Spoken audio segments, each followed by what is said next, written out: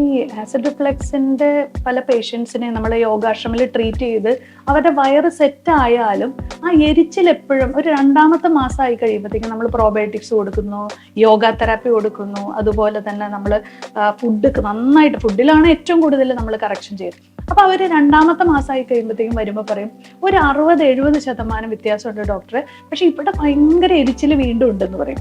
അപ്പൊ ഞാൻ പറഞ്ഞു കൊടുക്കുന്ന ഒരു കാര്യമുണ്ട്, അതായത് നമ്മൾ വീണിട്ട് മുട്ട് പൊട്ടിക്കഴിഞ്ഞാൽ നമുക്കത് പെട്ടെന്ന് നമ്മൾ എന്താ പറയും, ബാൻഡേഡ് വെക്കരുത്, അത് ഉണങ്ങാനായിട്ട് നമ്മൾ സൂര്യപ്രകാശവും എയറും കൊടുക്കണം. പക്ഷെ നമ്മുടെ ഉള്ളിലുള്ള പൊട്ടലുകൾ എന്ന് പറയുന്ന ഒത്തിരി മാസം എടുത്തിട്ടാണ് നമുക്കത് ഹീൽ ആവുക.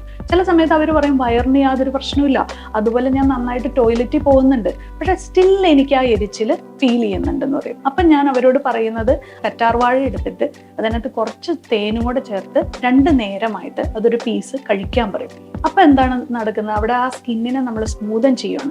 അതിൻ്റെ ഉള്ളിലേക്ക് നമ്മൾ സാമ്പാറോ രസമോ ഒഴിച്ചു കൊടുത്ത് എങ്ങനെ ഇരിക്കും, എരിഞ്ഞു പൊകഞ്ഞു പോകും. അപ്പം ശരിക്കും പറഞ്ഞാൽ വയറിൻ്റെ പ്രശ്നം അവിടെ മാറി, നമ്മളെല്ലാ ഫുഡുകളൊക്കെ കൊടുത്തും പ്രോബയോട്ടിക്സ് ഒക്കെ കഴിച്ച് മാറിയിട്ടുണ്ട്. പക്ഷെ ആ തൊലി ഉണങ്ങാനായിട്ട് നമുക്ക് 2-3 മാസം